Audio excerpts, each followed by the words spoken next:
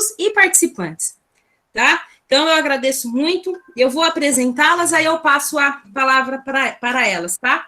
Professora Meiko Fujita, ela fez licenciatura em Educação Física pela USP, tá? Ela é mestre e doutora. Ela é mestre em Distúrbios e Desenvolvimentos pela Universidade Mackenzie e doutora em Educação Física pela USP. Ela tem experiência profissional em Educação Física e Esporte. Os temas de estudo da nossa professora: fatores para a aprendizagem motor e para a participação de pessoas com necessidades especiais. E a nossa grande convidada também, Jane Cook, também possui licenciatura em Educação Física pela USP e é sócia, né, da empresa de autocuidado, orientação corporal. Ministra aulas desde 86 para crianças, adultos e idosos, e com técnicas corporais chinesas, como Tai Chi, Ling Gong, espero estar falando certo, professora, se eu não estiver, a senhora já pode corrigir. E Lian Kun, é bem legal. E ela vai compartilhar conosco a automassagem, tá bom? Sejam muito bem-vindas, sintam-se à vontade, a palestra e os nossos alunos são de vocês agora, fiquem à vontade.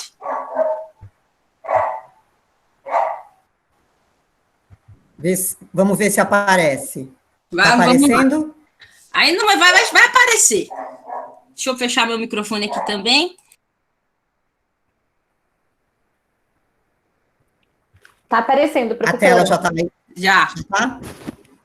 Bom, então, esse é o tema da nossa fala de hoje, né? E, como a Rosane disse, eu sou profissional da educação física, eu tenho licenciatura plena, porque na época que nós fizemos faculdade, nos anos 1970, século XX, 1976, a licenciatura era plena. Nós tínhamos aula o dia inteiro na Faculdade de Educação Física e por 3 anos. Então, eu me formei e fui dar aula numa escola pública e desde a faculdade também eu trabalho paralelamente com nado artístico. Então, um pouco do que eu trouxe como conteúdo tem a minha experiência profissional. E quando eu fui trabalhar em escola, a gente sempre ouvia essa frase: criança precisa gastar energia. Ultimamente, a gente tem ouvido que a hipocinesia, né, a falta de movimento, é a causa de doenças graves, né, hipertensão, diabetes, etc. Nós ouvimos muito em academia, no pain, no gain. E também a gente ouve muito, eu tenho que malhar para derreter a gordura. Nós temos a célebre fábula da cigarra e da formiga, onde a cigarra que descansa, ela não é nada, e a formiga que trabalha, é a heroína da história. E, por muito tempo, nós também tivemos um programa, eu acho que em nível municipal, chamado Mexa-se, né? Nós temos também o Dia do Desafio, né, onde as pessoas têm que se mexer, fazer atividade. Então, tudo isso é dito por aí. Então, a minha pergunta depois para vocês seria: e vocês, o que vocês dizem por aí? Tudo isso é verdade?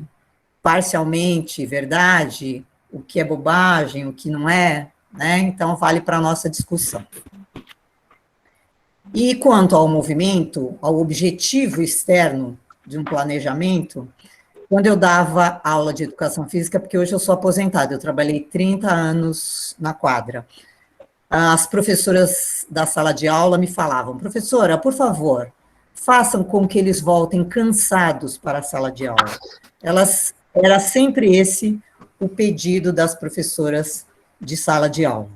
Aí vai um outro quadrinho, que eu pergunto para vocês: se vocês, enquanto profissionais de educação física, acabar com eles na quadra, matarem eles de cansados e voltarem para a sala de aula exauridos, quais as possíveis consequências? E eu comecei a praticar o nado artístico na própria faculdade. E alguns horários a piscina ficava vazia. E na época que eu praticava nado, eu não tinha professora. porque a minha professora, ela começou e depois ela saiu da faculdade. E a gente treinava sempre baseado no livro de regras. As regras estavam lá descritas. Se vocês um dia tiverem acesso ao código de pontuação do nado artístico, vocês vão ver um monte de bonequinhas desenhadas. Então, eu ficava dentro da água, de cabeça para baixo, tentando pensar no que era para fazer. Essa não sou eu, mas é uma fotografia bem característica do que eu ficava fazendo lá, sozinha na piscina, de cabeça para baixo, silenciando a minha cabeça para entender como aquele movimento ocorreria, porque você via ele bidimensionalmente, né, numa folha de papel, mas ele abrange vários eixos, né, os movimentos do nado artístico. Então, eu tinha que parar, ficar de cabeça para baixo e pensar no que eu tinha que fazer. Com o nado, eu também aprendi que a gente tem que ajustar o nosso movimento, a gente tem que ajustar o nosso pensamento com os outros praticantes. Eu postei o dueto, porque é o mais característico da supersincronização. E se você quiser atingir o seu objetivo, vamos dizer, no nado, você tem que se ajustar à equipe que você está trabalhando. E creio que não seja diferente numa equipe de trabalho. E a colaboração é fundamental. Quando vocês veem no nado artístico aquelas meninas sendo jogadas, arremessadas para cima da superfície, vocês não imaginam o que tem por baixo do iceberg. Então, vem tudo isso por baixo, uma subindo sobre as outras, fazendo o que a gente chama de assistência. Então, a menina que vai saltar, que é essa que está aqui, na flechinha, ela está no ombro dessa menina, que está sendo sustentada por outras, e essa que parece que não está fazendo nada, ela está sustentando essa menina que ela tem um forte papel no equilíbrio da plataforma. Então, a colaboração é uma coisa importante, não só no nado, mas como em todo o trabalho de equipe, né? E como você mencionou, acho que foi a Sara, as competências socioemocionais, hoje elas estão sendo muito faladas, né? Principalmente pelo BNCC. E, por um tempo, eu participei de um grupo que escreveu os guias didáticos para a Prefeitura de São Paulo, na gestão anterior, e nesses guias eram algumas sugestões para aulas de esportes terrestres, esportes de aventura, esportes rítmicos, e a mim coube os esportes aquáticos. E para a gente fazer o planejamento desse livro, a gente trabalhou com os 4 pilares da educação, UNESCO. Eu passei o link para a professora Rosane, né? Depois da palestra a gente vai deixar o link no chat. É muito interessante vocês lerem os 4 pilares da educação.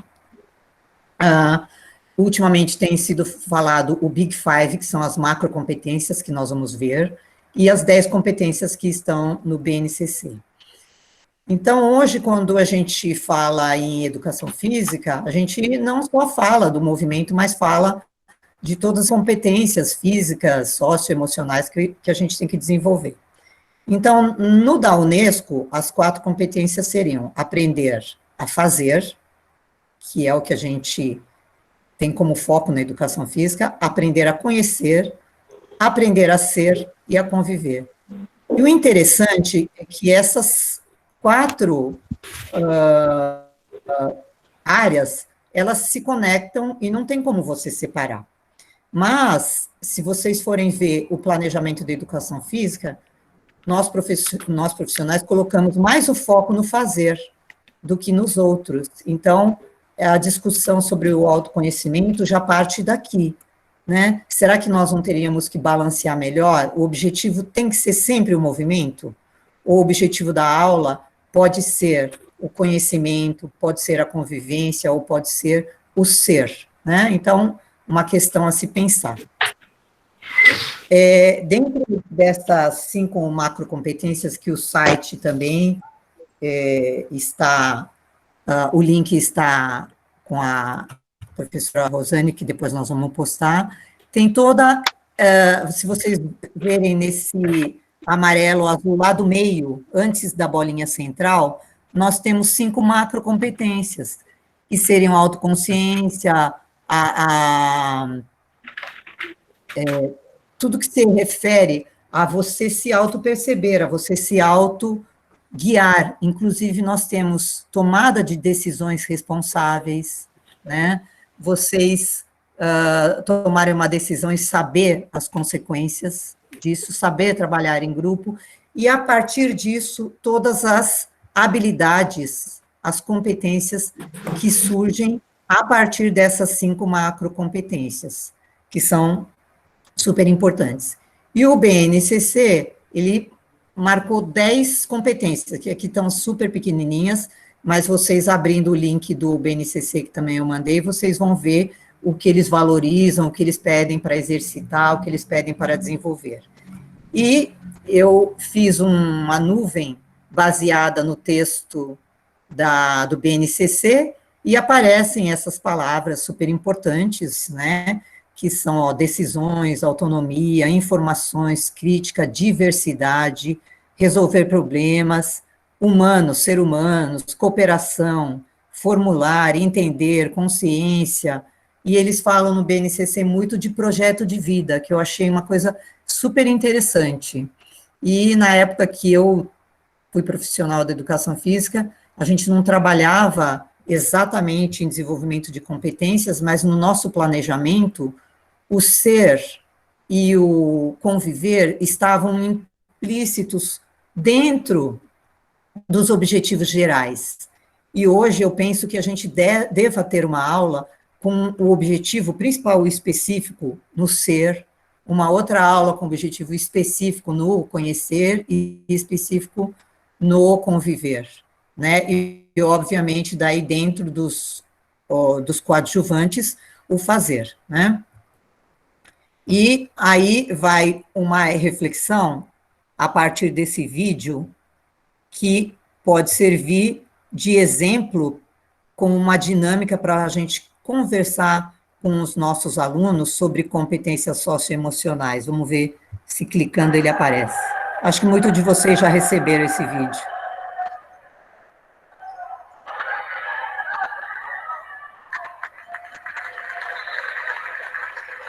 Que é o famoso fair play, né?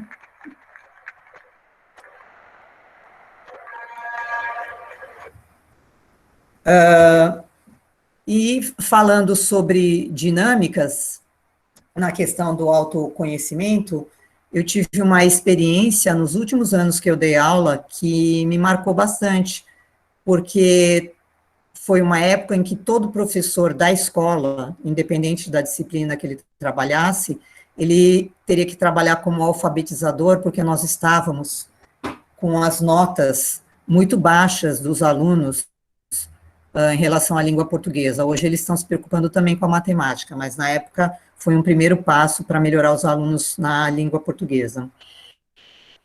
E em relação ao autoconhecimento, ao respeito, à diversidade, à cooperação, foi um exemplo bem bacana, porque entrou nova na escola, ela veio de um outro estado, e ela é negra, e veio numa comunidade que também a maioria era negra e parda, mas ela sentia que sofria discriminação. E nós fizemos, na aula de educação física, uma aula cujo objetivo seria, vamos dizer, esclarecer que o que eles estavam fazendo era bullying, que isso não era legal, e teríamos que criar um momento de empatia. Então, na aula, eles me perguntaram, hoje a gente vai para a quadra? Eu falei, não, hoje a gente vai fazer uma tarefa aqui na sala de aula. E nós sabemos que tem essa frase que diz, quem conta um conto, aumenta um ponto, que hoje está referente ao fake news. E eu fiz ao contrário, eu falei, cada ponto que a gente anotar na lousa, que a gente colocar na lousa, a gente vai formar um conto. Então, a menina que sofria, que sentia que sofria esse preconceito, ela abriu a dinâmica e escreveu na lousa, né? Então, eles tinham 1 minuto cada um para escrever na lousa o que eles estavam sentindo. E depois seguiu com a numeração da classe, e eles foram acrescentando, e o que apareceu? A história que estava por trás disso tudo.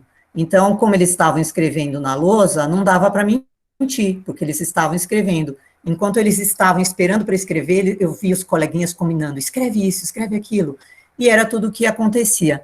Então, eu achei muito legal essa dinâmica na educação física para trabalhar essa questão da empatia, a valorização da diversidade, o anti-preconceito, e nós criamos um conto bem bacana, onde, aos poucos, você via no começo só acusações, acusações, acusações, e daqui a pouco, lendo, né, que é um benefício também, né, da leitura, a gente foi vendo que os alunos foram refletindo com essa escrita e com essa leitura, e foram, mudou, então, o que estava sendo escrito. Que isso realmente não era legal, que eles deviam mudar o comportamento, então você vê toda uma mudança de comportamento escrita lá na lousa, e foi muito bacana.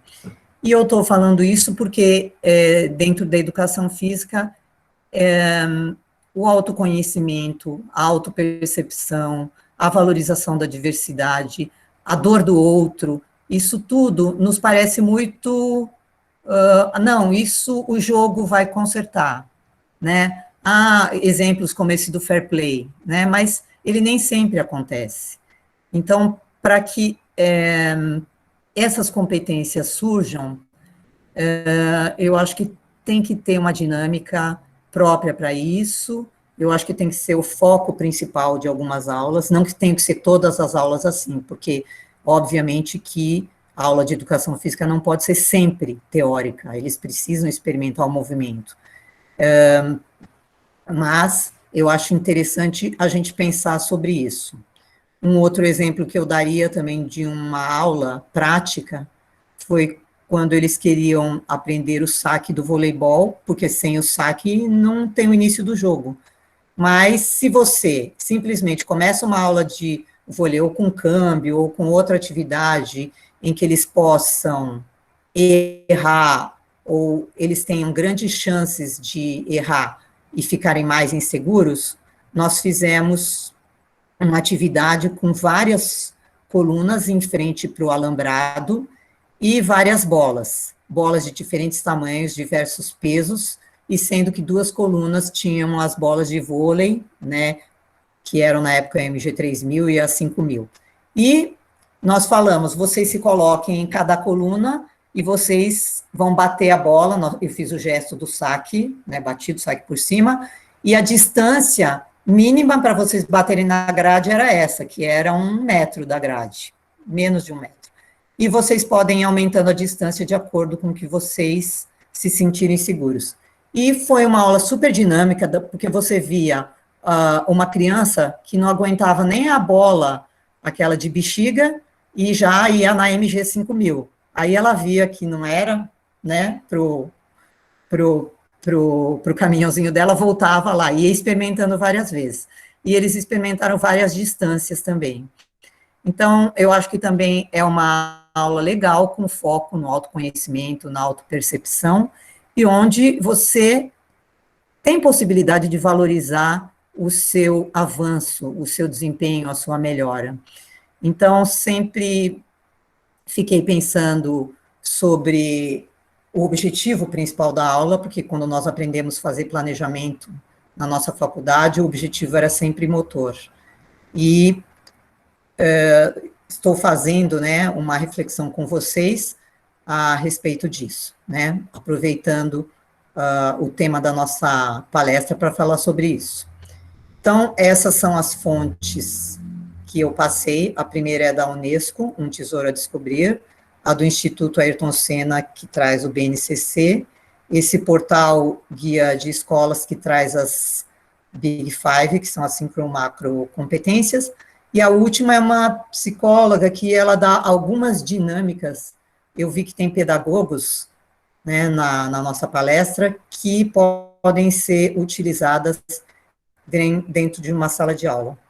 Então, o que eu fiz aqui, comecei a nossa palestra com uma reflexão, e depois eu acho que a gente pode conversar na hora do bate-papo.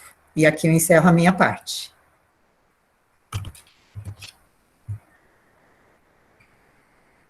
Obrigada, professora Meiko.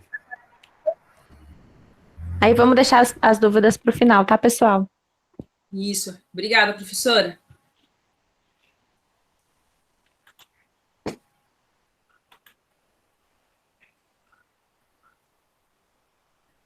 Agora vai a professora Giane. Será que ela vai apresentar?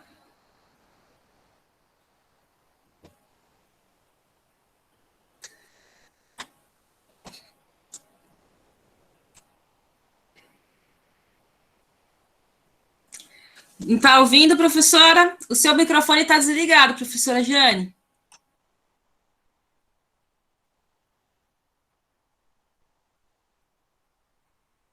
Clica no ícone do microfone de novo, vamos ver se vai.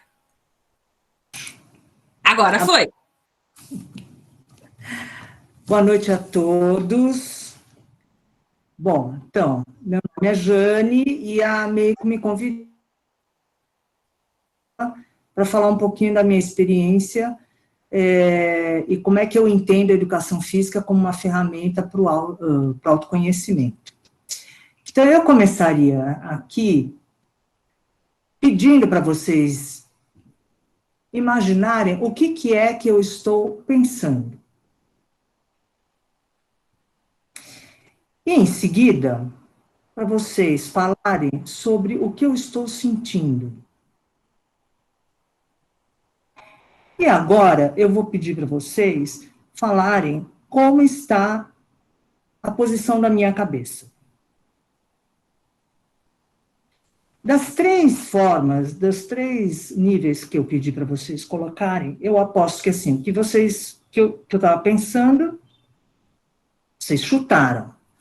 O que eu estou sentindo, vocês imaginaram, por expressão no meu rosto, alguma coisa assim.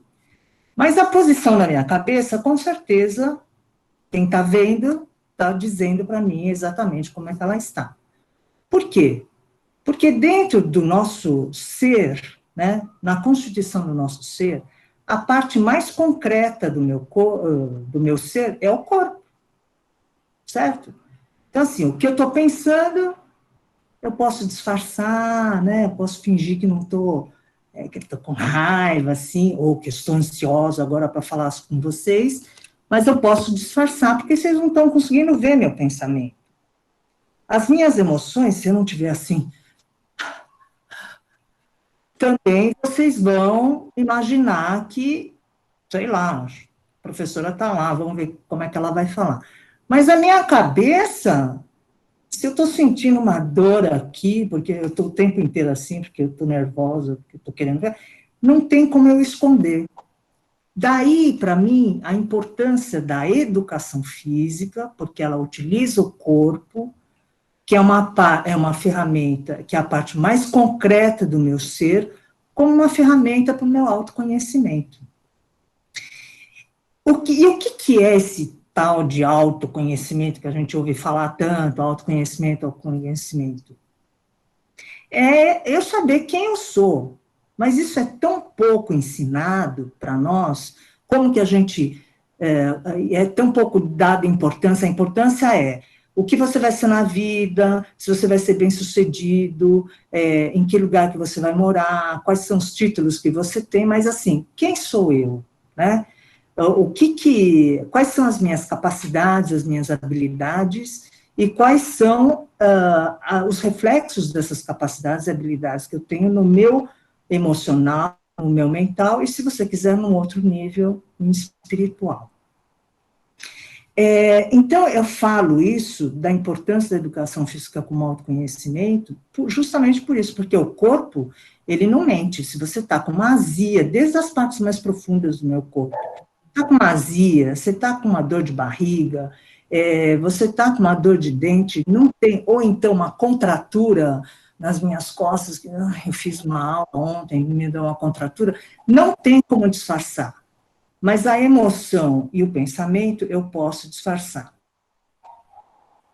Nosso corpo, enquanto educação física, para que eu possa acessar esses outros níveis de uma maneira honesta, né? Porque o corpo, ele não mente, mas a minha cabeça e minhas emoções eu posso disfarçar. Então, vou tirar o meu casaco, porque o meu corpo já está dizendo que eu estou com calor, certo? Então, já vou tirando o meu casaco. Então, toda essa reflexão que eu fiz, quer dizer, eu fui caloura da Meiko, e naquela época, realmente, o que tinha vindo dos militares, né, da academia de polícia, a gente até brincava, que a USP de um lado era educação física, do outro lado era academia de polícia, que era muito bem guardada por isso, mas eu tenho uma origem chinesa, né, meus pais são chineses, e toda uma filosofia, assim, ancestral, ela permeava a minha vida, eu não tive como fugir, embora quisesse ter fugido por conta, assim, do bullying da época, né, que quem era chinês, japonês, na época não era nem chinês, era japonês, era uma coisa muito engraçada, porque comia de palitinho, porque tinha os olhos puxados, o cabelo escorrido, enfim. Então, eu sempre quis negar isso, mas o corpo, né, a atividade do corpo sempre esteve presente em mim, mas sempre foi permeada pelas abordagens orientais da minha cultura, porque em casa a gente falava chinês, a gente comia comida chinesa, a gente comia de palitinho, e a família toda falava chinês, né, então essa cultura é muito ancestral. E aí, dentro disso, então, eu quero mostrar para vocês um pouquinho, depois, claro, vocês vão anotando as perguntas, porque não é um assunto que é, assim, muito falado, né, embora algumas pessoas tenham mais interesse. Então, eu vou mostrar, esse aqui é o meu PowerPoint, tá? Aqui. Todo mundo já deve ter visto esse símbolo. Esse símbolo, para nós, é chamado o símbolo do Tai Chi. O que significa Tai Chi? Tai, a palavra Tai, é a maximização, é o superlativo da nossa língua. Então, por exemplo, você fala belíssimo, você fala, isso seria o Tai, Tai Hao Kan, né? Seria exatamente o superlativo. E o Chi, que na verdade o som dele é Ti, significa polaridade. Polaridade enquanto eixo, né? E polaridade enquanto forças opostas, positivo e negativo. Então, vamos lá. Positivo, negativo, tá? Isso aqui depois, uma outra hora, a gente pode falar por que o preto é negativo e por que o branco é positivo. É importante que um é o oposto do outro.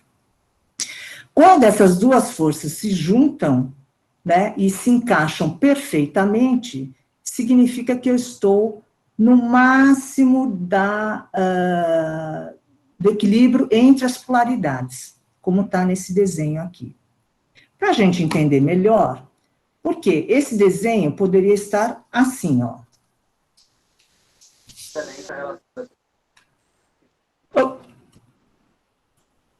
Assim. Ó, vou até sair um pouquinho aqui. Tudo bem? Né? Joia.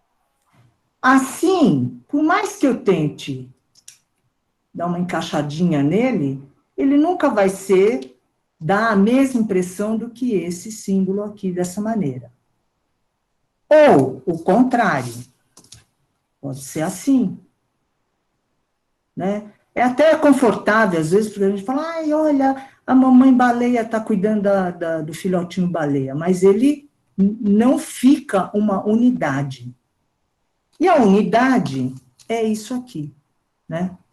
Então, os chineses dizem que quando nós nascemos, em todos os nossos níveis, nós estamos assim, energeticamente, e a energia, ela constitui as coisas, as partes físicas e concretas. Essa unidade, conforme a gente vai vivendo, e todos nós estamos vivendo hoje uma situação muito exemplar disso, é difícil nós estarmos dessa maneira. Vira e mexe, eu estou ou assim, ou assim, tá? Por exemplo, comi demais, né? Se eu comi demais, o que eu tenho que fazer? Tenho que esperar, não vou lá me encher mais de mais comida, né? O que eu faço? Eu tenho que parar de comer um tempo para que daqui a um pouco eu volte ao meu equilíbrio. Tudo bem? Tá dando para entender, né? Sim. Então, o corpo, ele é a ferramenta primeira que eu tenho acesso para entender que eu estou num estado de desequilíbrio. E se eu conseguir sacar, perceber que eu estou num estado de desequilíbrio, antes desse desequilíbrio virar uma coisa assim, ou uma coisa assim, uma bexiga que estoura, certo? Eu percebendo o meu desequilíbrio, nossa, ou gastei muito dinheiro, eu vou ter que fazer uma boa de uma economia agora. Mas eu tenho que perceber, né? Eu tenho que perceber que eu gastei muito. Falei, bom, então eu vou fazer uns 3 meses de economia, porque aos pouquinhos eu vou, retomando o meu equilíbrio. Tem um pouquinho de dinheiro guardado e um pouquinho de dinheiro que eu tenho que gastar. Tudo bem? Né? Então, hoje, na época, a gente trabalhava muito dentro dessa visão que a Meiko tinha colocado, que era muito de competição, de performance, e uma das minhas grandes questões, né, no último ano da educação da minha faculdade, era assim, eu não entendia por que aí estou falando de mim, né, por que eu, que tinha um movimento pedagógico da passagem da barreira, eu tirava uma nota mais baixa do que aquela menina que derrubava todas as barreiras, mas ela chegava num tempo curto menor que o meu. Ela tinha uma nota mais alta, mas ela tinha um movimento feio assim, errado até, né? Eu tinha um movimento perfeito, mas eu demorava mais para passar as barreiras, porque o meu movimento era mais nítido de se ver. Hoje eu chamo isso de pedagógico, né? Então, questionando isso, eu fui me afastando um pouquinho dessa visão da performance, embora sempre participei de competições, fiz atletismo, basquete, fiz dança, né, que tem uma coisa assim da performance bastante forte, e porque eu tenho essa origem chinesa, essa cultura atávica veio correndo atrás de mim. Primeiro eu fui negando, porque eu sofria muito bullying por causa disso, e depois eu fui aceitando, porque ela realmente não largava. E hoje eu trabalho especificamente, não é que eu trabalho especificamente, eu trabalho com essas técnicas corporais chinesas que abordam o corpo como uma ferramenta para o meu autoconhecimento. E por que as práticas corporais chinesas é que abordam, dão essa abertura maior do que uma prática, por exemplo, de musculação? Não é que a musculação não pode, basta que você aplique isso aqui na musculação. Também você pode conseguir isso, tá?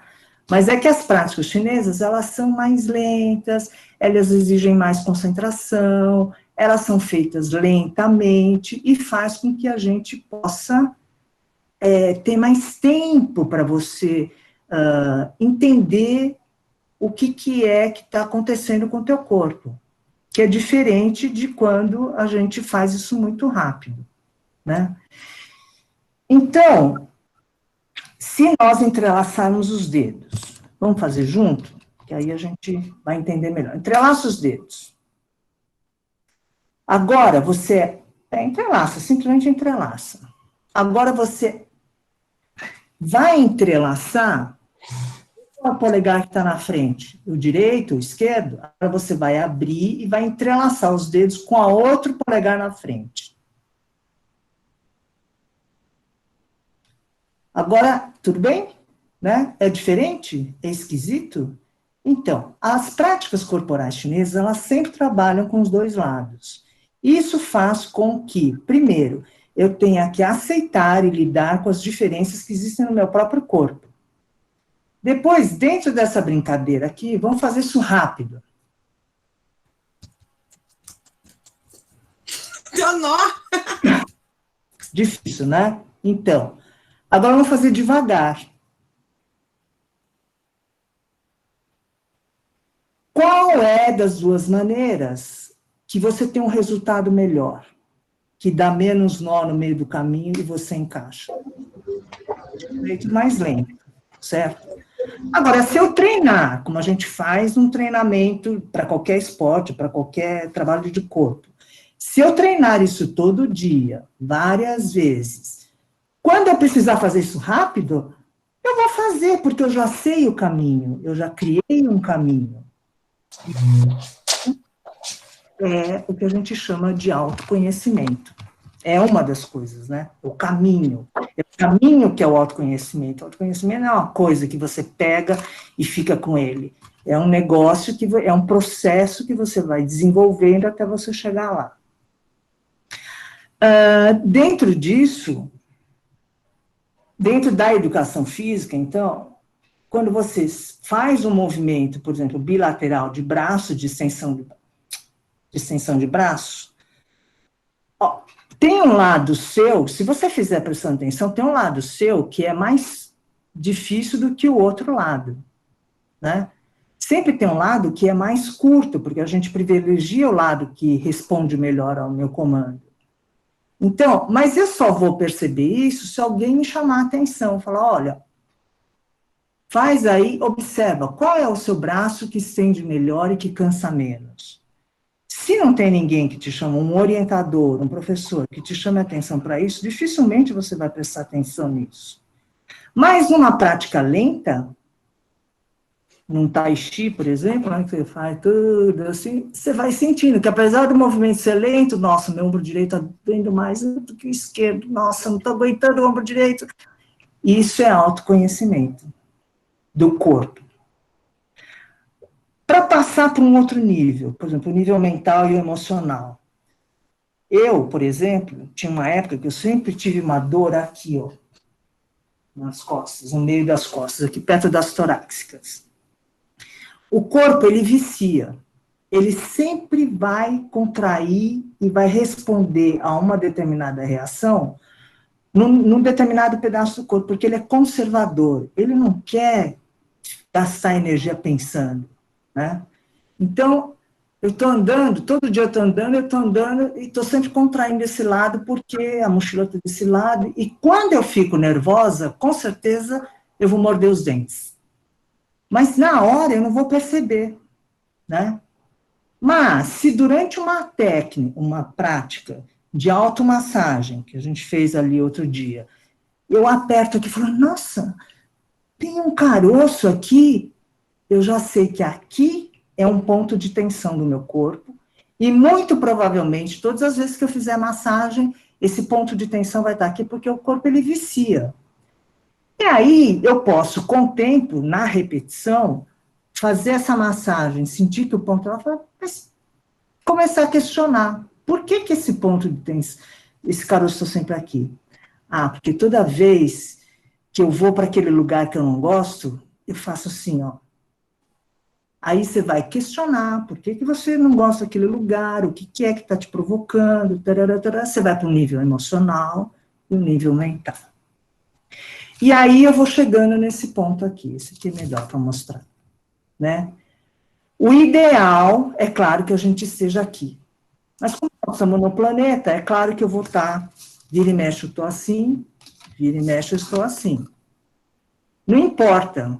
O que importa é que eu perceba, né? E uma das ferramentas é o meu corpo, que eu perceba que eu estou nesse estado de desequilíbrio para eu poder voltar para um estado de equilíbrio. Para quê? Para que eu possa viver, e eu tinha um professor de cinesiologia, que eu esqueci o nome, Meiko, que ele falou assim, vida é movimento, e movimento é vida. Por quê? Porque a gente está sempre em constante movimento. Certo?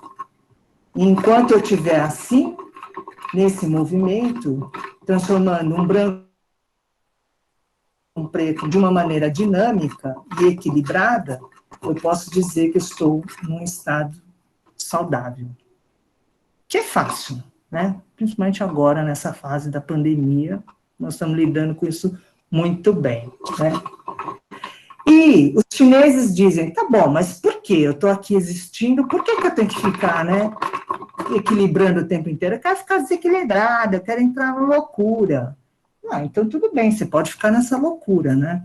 Mas os chineses dizem que quanto mais em harmonia você tiver com esse equilíbrio, as possibilidades, aí eu já vou para o nível espiritual, porque faz parte aqui do meu desenvolvimento também, as possibilidades de você chegar num estado assim, que não é assim, né? Um estado assim, que eles chamam de vazio. Esse estado do vazio é um estado de plenitude, que algumas pessoas chamam de iluminação, que, enfim, que é o paraíso, cada um pode dar um nome, não importa. O que importa é a gente entender a importância desse estado do vazio. Porque um vazio, ele pode potencialmente ser qualquer coisa, você pode pôr qualquer coisa dentro do vazio.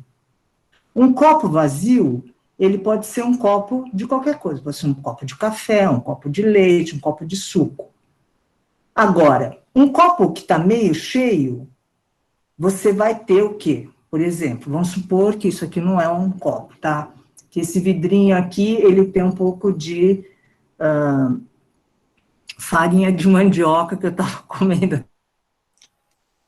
aqui na hora de usar. Vamos supor, então, que eu quero transformar esse copinho, esse vidrinho de farinha de mandioca, num vidro de arroz. Eu abro o vidro e jogo arroz lá dentro. Mas tinha um pouquinho de farinha de mandioca lá. Aí eu olho e falei, ih, caramba, ficou tudo misturado, então eu vou pôr, o que eu faço para essa mistura ficar melhor? Eu vou lá e coloco um pouquinho de fubá. Aí faço assim, aí quando eu olho, se cada vez que eu for colocando uma coisa aqui dentro desse vidro, eu não esvaziá-lo, ele vai ficando aqui no fim, eu vou chegar, né, para alguém e falar assim, olha, me fala do que é esse vidro aqui que estava lá no meu armário? Ah, não sei, parece que tem um pouco disso, você nem sabe o que tem lá dentro, né? No nível emocional, como é que vai acontecer? Vamos supor que eu sou o vidro. Eu acordei com um pouquinho de desconforto no meu corpo. Então, tá aqui, ó. Aí, ao invés de eu parar, ver o que é. Nossa, por que será que meu corpo tá meio duro? Ah, é porque acho que eu dormi meio do lado de cá. Vou dar uma alongada. Esvazio esse vidrinho, aí eu vou tomar café. Aí eu já tô melhor, né? Esvaziei, e aí eu tomo café, mastigo e tal, ponho as coisas lá. Não, limpo o café, agora acabou meu café, esvaziei meu copinho, que sou eu, né, o meu vidrinho, e vou para o trabalho. Quando eu chego no trabalho, eu estou clean para receber, para entender o que meu aluno está sentindo, para fazer uma leitura da minha coordenadora, né, para fazer uma abordagem com o funcionário da portaria. Agora, se eu vou enchendo aqui, eu acordo com a dor, não faço meu alongamento, tomo café, nossa, aí eu já estou torta, aquela banana fica aqui assim, vou chegando, pego um trânsito horrível, vou chegando na faculdade, vou chegando na escola, chego lá, quando eu olho para o porteiro, o que eu vou fazer? Sai da minha frente, seu chato, esse não me atrapalha, porque eu não consegui me esvaziar. Então, essa é a importância do vazio. A cada atividade que eu vou fazer, eu tenho que esvaziar o meu copo para estar pronta para receber uma coisa nova, que pode ser uma coisa agradável, uma coisa desagradável, não importa. Eu vou ter que lidar com isso através dessas percepções. Tudo bem? Então, acho que eu encerro por aqui para vocês perguntarem. E eu vou responder se eu conseguir. Obrigada pela atenção. Nossa, que Obrigada, professora Giane, parabéns. Obrigada. Bom, vamos fazer as perguntas pelo chat? Tem uma aqui. Aqui já tem uma para a professora Meiko, deixa eu achar aqui, do Gustavo. Vão mandando, tá, pessoal? Professora Meiko, o Gustavo Oliveira Silva, Ele diz assim: professora Meiko, boa noite. Sou Gustavo Oliveira, da cidade de Francisco Morato. Na visão e percepção da senhora, a BNCC, ela veio para ajudar efetivamente a área da educação física ou dar um nó em nossas cabeças? Pois nas cartilhas ou materiais de apoio que o governo do estado nos envia, vejo que há uma defasagem em relação ao trabalho e como trabalhar o desenvolvimento motor dos alunos. Oi, Gustavo, né? Isso, Gustavo. Obrigada pela pergunta, acho bem interessante, e eu volto no seguinte sentido. Eu já ajudei a prefeitura, na época que eu trabalhava, a fazer uma cartilha também, assim como eu ajudei a Secretaria de Esporte fazendo uma cartilha de aprendizagem de esportes aquáticos que tem no site da Ecole Semi. E eu diria o seguinte para você: quando a gente faz uma cartilha em nível abrangente, quem faz tem a maior boa vontade de acertar. Mas existe aquele ditado: não dá para você agradar gregos e troianos. E, obviamente, sempre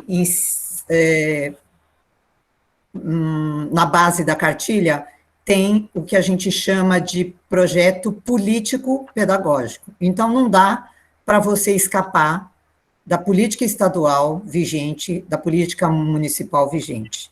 Então, a cartilha é o que pensa, né, é feita de acordo com o que se pensa a política atual. Obviamente, também, não é só política, é grande parte na educação, tanto é que, quando nós fizemos a da prefeitura, embora nem todos fossem simpatizantes do partido, a gente procurou um paradigma da Unesco, que era dos 4 pilares da educação, que é uma coisa antiga, mas que não tinha sido usada em planejamento, e a gente achou muito interessante, que foi quando começou essa ideia das competências. Então, eu não diria certamente que ela veio para atrapalhar, mas o que eu poderia falar é o seguinte: assim como nós temos os 4 pilares da educação que, supostamente, nós professores achamos que o aluno que deva passar por essa interferência, nós professores também devemos passar. Nós professores, o tempo todo, nós temos que aprender a conhecer, aprender a fazer, aprender a ser e aprender a conviver. Então, eu não trabalho mais em escola, mas me interesso pelas mudanças na educação. E vendo as competências, as 10 competências da BNCC, o que a gente tem que fazer? A gente tem que ler e entender o que está por trás disso, o que se quer com isso, né? O que são essas competências socioemocionais. Então, a gente entra em várias leituras, inclusive, se você for uma pessoa mais visual, ouvinte, no YouTube tem bastante palestra sobre macrocompetências, sobre competências socioemocionais, porque do jeito que o mundo está ficando populoso, a competição pelo espaço é muito grande. Então, se essas competências socioemocionais, elas não forem tão presentes quanto outras competências, as pessoas vão disputar mortalmente pelo espaço, pelo alimento, né? Então, essas questões éticas, essas questões de convivência, de colaboração, de cooperação, elas vão ficando cada vez mais fracas. E a gente tem visto na pandemia um lado bom de cooperação, né?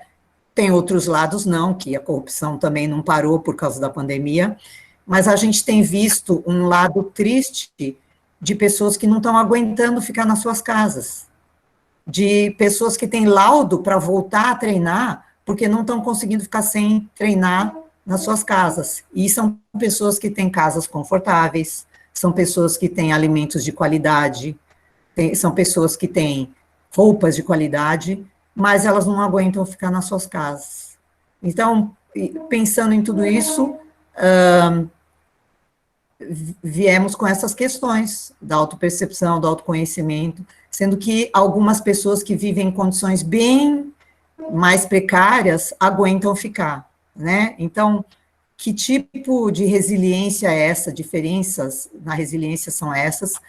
E se vocês lerem as 10 competências do BNCC, eu tenho certeza que vocês vão conseguir criar suas próprias estratégias sem precisar de cartilha. sem precisar de exemplos.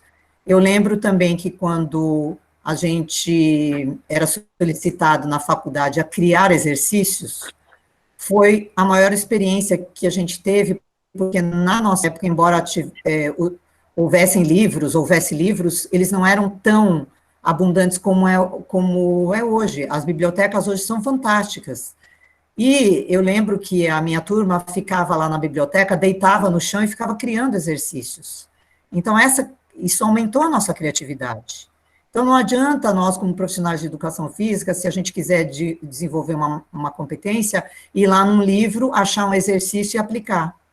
Eu acho que a gente tem que entender o que está por trás disso, obviamente, ler livros de estratégias, porque ninguém cria do zero, mas criar as suas próprias estratégias, as suas próprias aulas, baseado na população que você tem, baseado no problema que você tem, que você está enfrentando.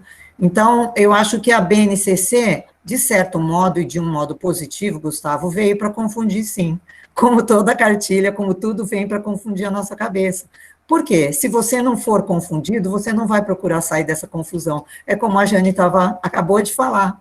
Você tem que sentir um mal-estar, você tem que reagir a esse mal-estar, né? E nós, profissionais de educação física, embora a gente possa fazer uma gestão compartilhada na aula, a gente está na frente, a gente está lá liderando, a gente está lá coordenando as atividades dos nossos alunos, nós estamos lá tentando fazer com que eles, né, consigam administrar, mas a gente está coordenando.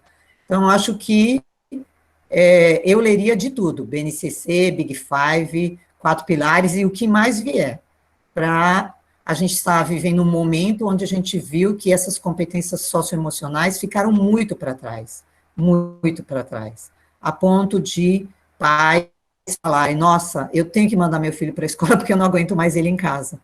É uma frase difícil da gente escutar, para mim mas para algumas pessoas não é. E aí entra a questão, cada um é cada um, né? Mas o que seria melhor para a humanidade? Né? Então, fica aí a minha resposta para a sua indagação. Espero ter confundido você bastante.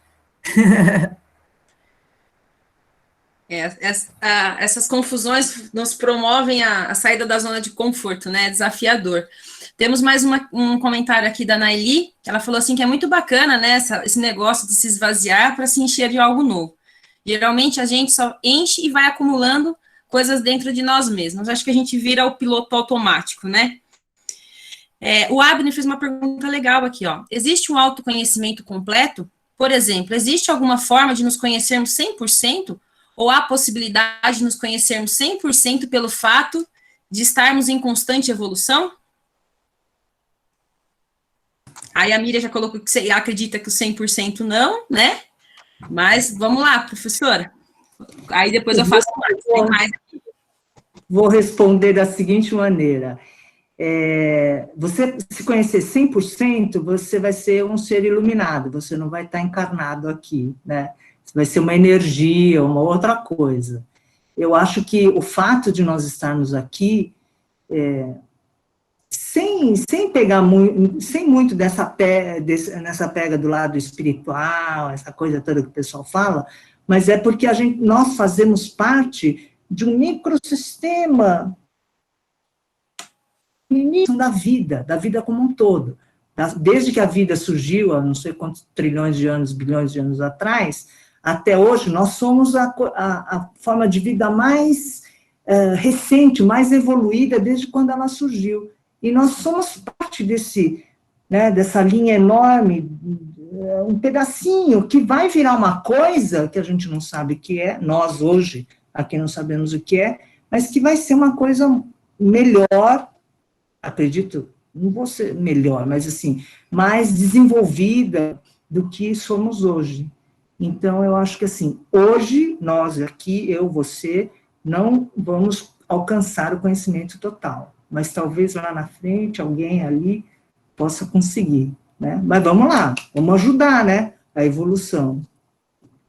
Professora Jane, a Larissa pergunta assim, gostaria de saber como podemos trabalhar a ansiedade na proposta do autoconhecimento na escola. pois vejo que é uma constância entre jovens e adultos. Como posso estimular positivamente o meu aluno para que ele entenda que é capaz de realizar o que desejar, compreendendo que cada pessoa tem seu próprio tempo? Olha, eu acho, primeiro, a Larissa, né? Larissa, eu acho, primeiro, que isso é um desafio muito grande, principalmente nessa época que a gente está, de muito consumo, muita competição, é uma coisa que você tem que ser o melhor. Então, eu acho que já está tendo um movimento mundial das coisas irem mais devagar. E o jeito, eu acho, que é a gente conseguir fazer com que as pessoas deem um tempo na sua vida para você fazer algumas coisas mais devagar. Não precisa ser... O que eu falo assim, alguns alunos vêm e falam assim, quantas vezes por semana tem que fazer tai chi? Eu falo, olha, você vai fazer tai chi quando você estiver com vontade de fazer tai chi, né?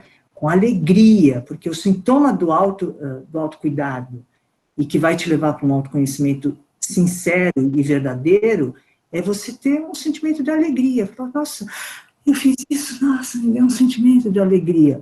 Isso sim, você tem que nutrir no seu dia a dia, lavando louça, escovando o dente, indo até o teu carro, dirigindo, conversando com as pessoas, né? Então, o que eu acho que, assim, se você conseguir, principalmente, né, nas escolas, naquela aula que você está dando, 2 minutinhos, assim, de um vagar, de fazer alguma coisa devagar, nem que seja uma brincadeira de câmera lenta, né? Olha, a gente está correndo rápido, agora vamos correr devagar.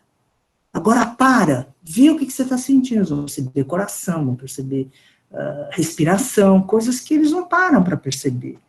É muito difícil, mas para um adulto ou um jovem adulto, eu trabalharia muito respiração, porque a respiração, ela é da fisiologia do nosso corpo a mais essencial. Você pode ficar sem comer, você pode ficar sem beber vários dias, mas sem respirar você não consegue ficar.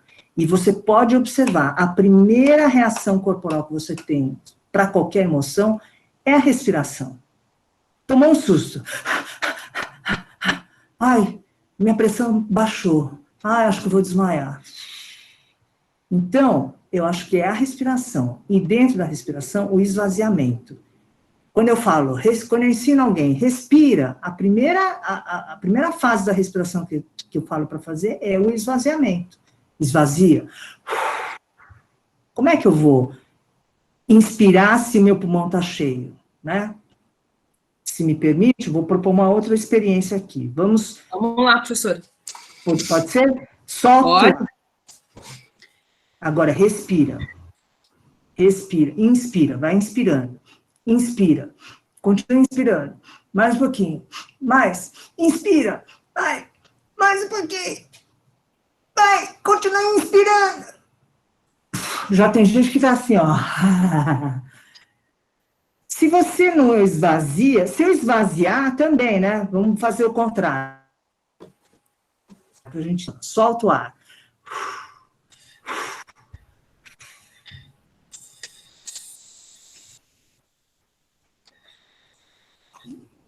Sufoca também. Sim.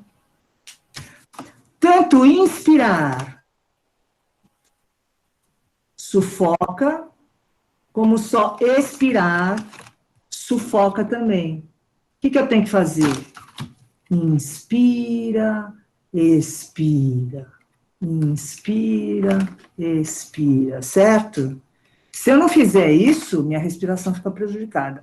Mas, como nós vivemos numa comunidade que está sempre atrás, nunca pensamos na expiração. Então, a gente está sempre enchendo. Tanto que nossos pulmões funcionam só até a metade. Dificilmente você usa os pulmões até lá embaixo, a não ser alguém que faça práticas, né, de respiração, yoga, pranayama, ou as práticas de Qigong, mas se não, então eu sugiro que, assim, trabalhem muito a percepção da respiração. Respondi, Larissa, senão você me pergunta. Deixa eu fazer um comentário. Sara. Professora Jeane, obrigada pela resposta. Eu fiquei pensando em algumas coisas aqui, e aí eu queria te perguntar. duas perguntas. Depois eu tenho uma pergunta também para a Meiko. Não querendo furar a fila, não, mas porque é dentro do que ela está falando, já furando. Professora Jeane, que incrível esse trabalho de, além de tudo, consciência corporal. A gente sempre fala isso nas aulas, né, Rosane? A gente sempre trabalha isso com os alunos. E eu acho que deve ter umas 2 ou 3, acho que é um mês atrás, nós fizemos um bate-papo aqui entre professores sobre uma questão que ainda permeia a nossa área, que é a dualidade corpo e mente. E hoje a gente está num momento de ansiedade, de tudo muito corrido, inclusive a pandemia veio para parar isso, falou assim, gente, vamos parar e vamos pensar. Como que você vê isso dentro do seu trabalho que você faz hoje? Porque eu acho assim, já estou admirando, achei muito legal tudo que você trouxe, eu acho que vem exemplificar em como a gente pode avançar em relação a essa coisa de perceber o corpo, da consciência corporal. Assim, primeiro, a característica básica das práticas corporais chinesas é o movimento lento, né? Embora no Kung Fu, deve ter alguém aí que... alguém está falando de artes marciais, né? O Kleber. Artes marciais, que também, o Kung Fu é uma arte marcial chinesa, você tem momentos de explosão, né? Você vai lá, porque você não vai lutar com alguém... Sujeito, eu vou te dar um soco, peraí, fica aí, né? Você vai fazer um movimento rápido. Mas o treinamento para você chegar no movimento rápido é você conhecer todos os caminhos do movimento lentamente. Por exemplo... Eu achei isso muito legal. A Rosane fala assim, Jane, vai lá na minha casa pegar um livro que eu quero que você quer emprestar. Eu falo, tá bom, onde você mora, Rosane? Na rua General Coelho, e onde é que é a rua General Coelho? Você faz assim, você pega a Avenida Rio Branco, aí quando ajeita, depois você, no quarto farol você entra à esquerda, aí na primeira travessa você entra à direita de novo, depois você dá a volta pelo balão e aí você chega na minha casa. Falei, tá bom. Primeiro dia que eu pegar esse caminho para ir para a casa da Rosane, eu vou ficar ali, né? Não tem Waze, tá, gente? Nem Google Maps. Eu vou olhando e tal, vou errar, entrei errado, aí eu vou lá, olho de novo, não sei o quê. Aí, numa segunda vez, eu vou para a casa dela de novo. Dessa vez eu vou lá tomar um café, né? Então, vamos lá tomar um café. Aí eu já erro menos, porque eu já conheci o caminho. Depois que eu faço isso na repetição, 20 vezes, eu sei até qual é o buraco que tem lá na frente que eu vou desviar, não é assim? No movimento, na consciência corporal é isso, gente.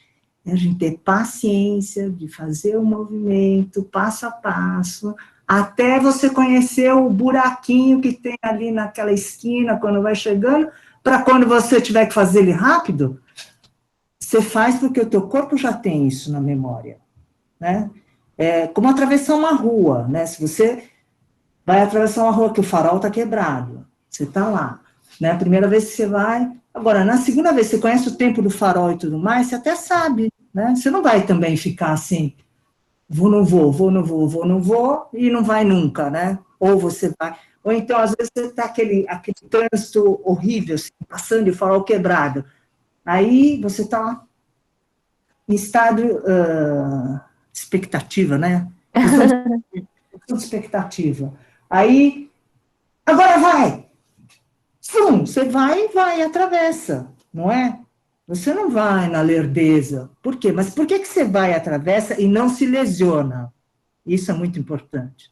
Porque muita gente se lesiona quando vai fazer Por quê? Porque o músculo dele, o corpo dele não conhece o caminho certinho, vai contrair um feixe antes do outro. E aí vai causar um conflito. Então, eu tenho que primeiro ter a paciência de fazer devagar, para depois eu poder fazer rápido, quando precisar, atravessar a avenida rápido. Obrigada. Respondeu, professora. Eu gostei muito, porque é uma construção mesmo, né? Você foi colocando, e essa forma que você coloca é muito legal. Eu lembrei de um negócio que eu li esses dias sobre na atenção primária, que eles colocam práticas corporais e atividades físicas, e aí eles trabalham também nesse conceito de quê? De que, né, que as práticas, elas têm uma cultura, elas têm muito, mais a oferecer do que a gente fala só de gasto calórico. A gente tem que fazer essa apropriação mesmo desse letramento, né? Letramento, exatamente. É o letramento. Agora, só um comentário. Eu tive muitos alunos que começaram a fazer Tai Chi, e que emagreceram, assim, tipo 8, 10 quilos. Olha só. E Caso, engajados, né? Engajados na atividade.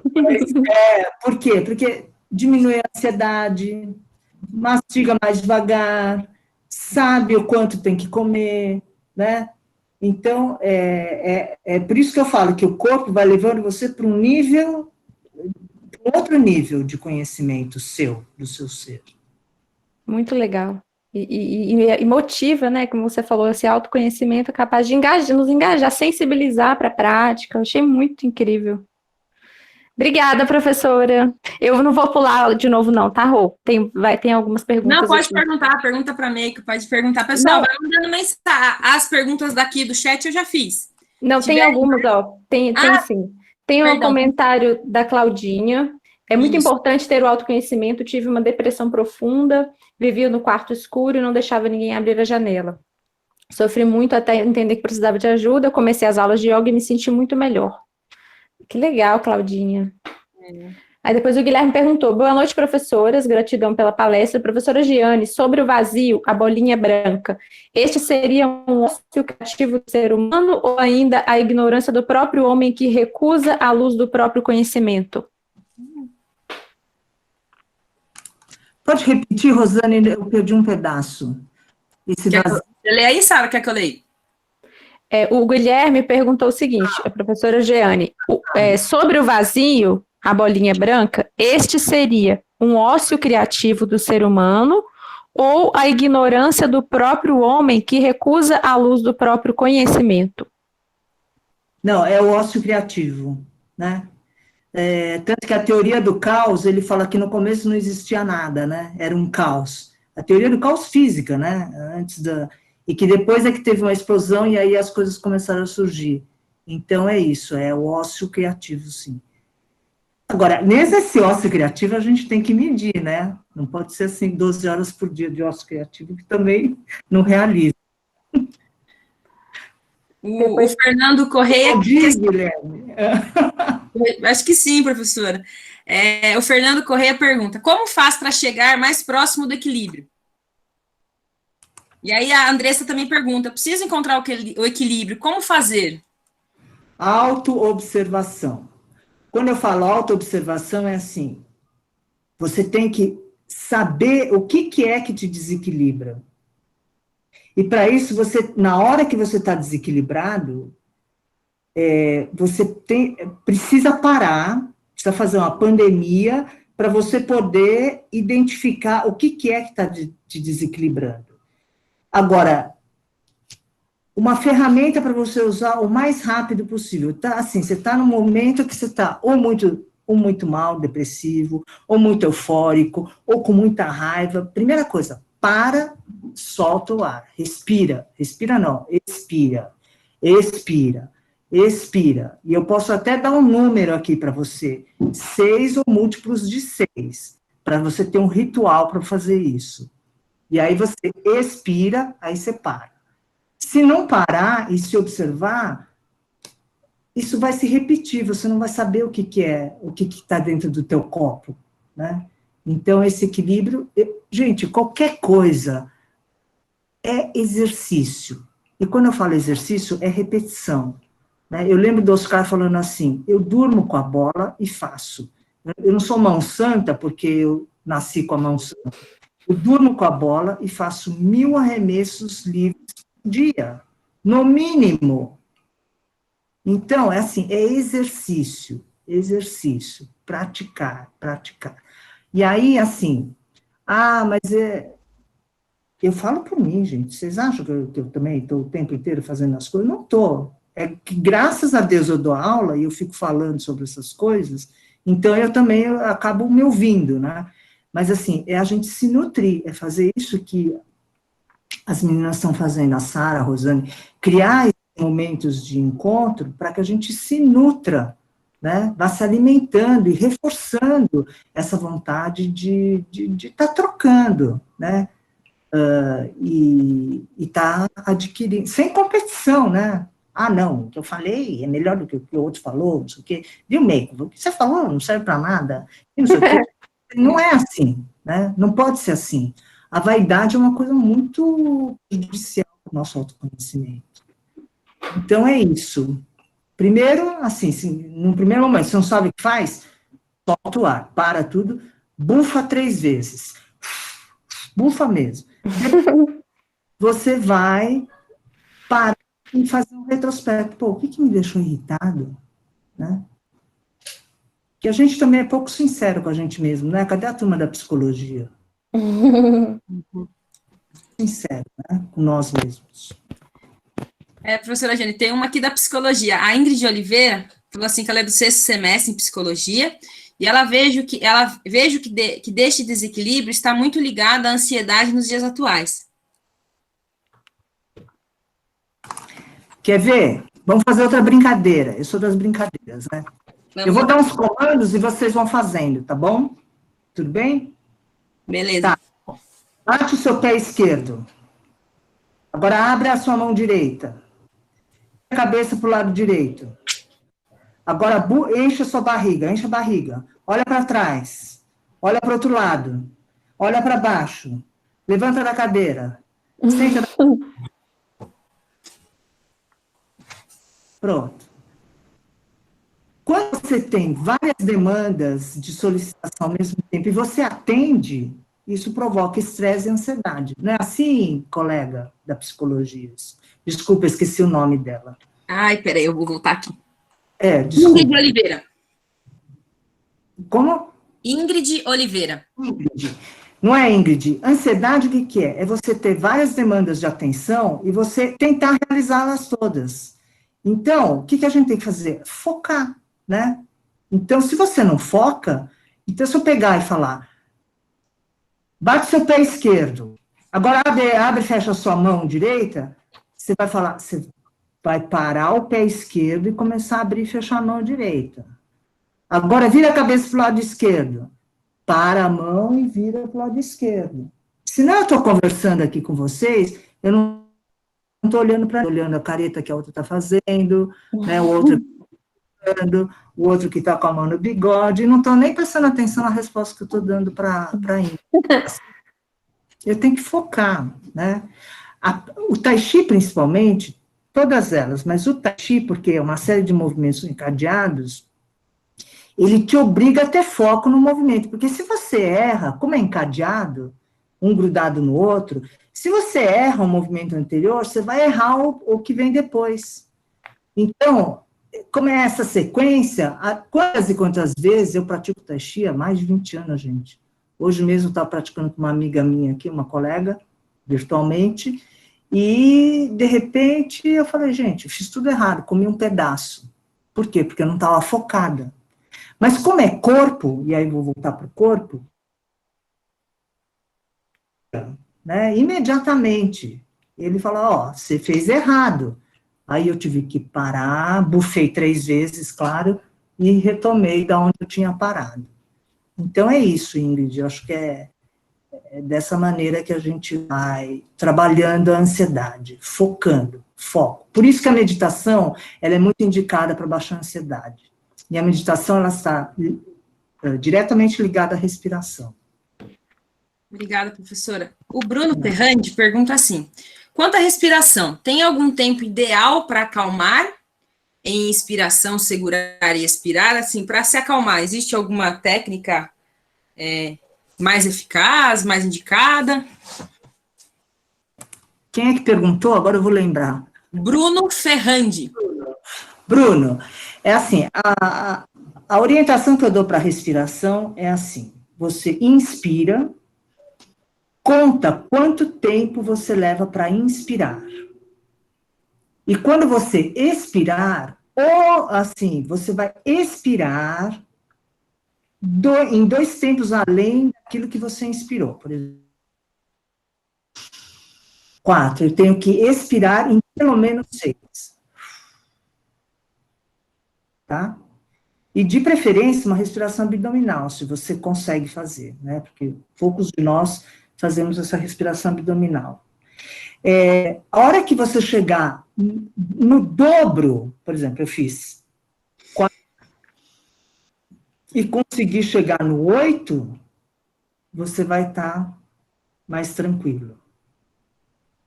E aí, se você conseguir aumentar esse tempo da expiração para 10, você vai ver que você vai estar mais tranquilo ainda. Então, é uma referência, tá? É um exercício, na verdade. Você tem que praticar. Você inspira em 4, expira em 6, depois você tenta inspirar em 8, e aí você vai aumentando a sua capacidade respiratória, né? Pulmonar. É uma técnica.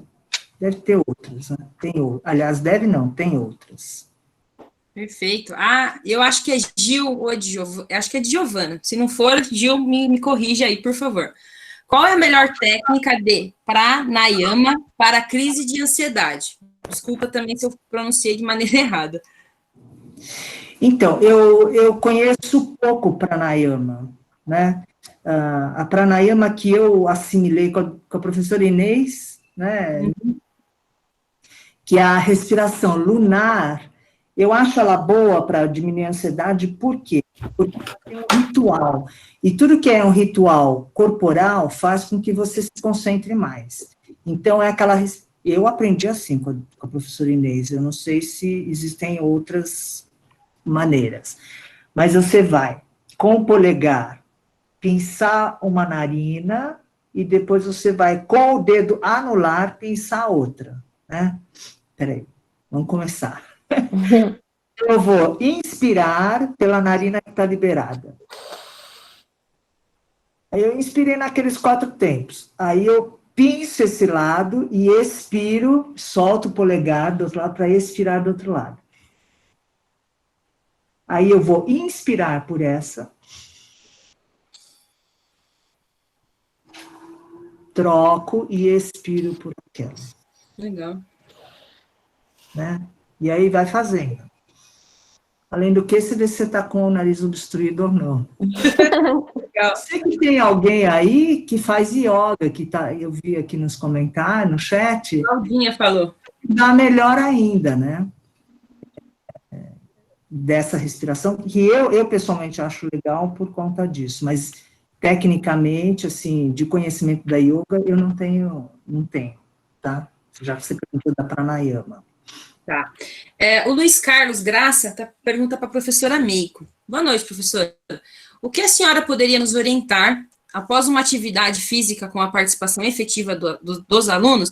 Os mesmos retornam para a próxima disciplina e os colegas reclamam junto à coordenação do modo que eles chegam lá, né? Eles não gostam muito, né, professora? Que eles chegam suados, agitados, mais animados que o normal. Aí, quando você está na sala dos professores, você fala, não acredito que eu tenho aula, você vai dar aula hoje, a primeira, eu vou ficar o dia inteiro com eles alucinados. Então, ele quer uma dica de como acalmar para retornar para a sala, professora.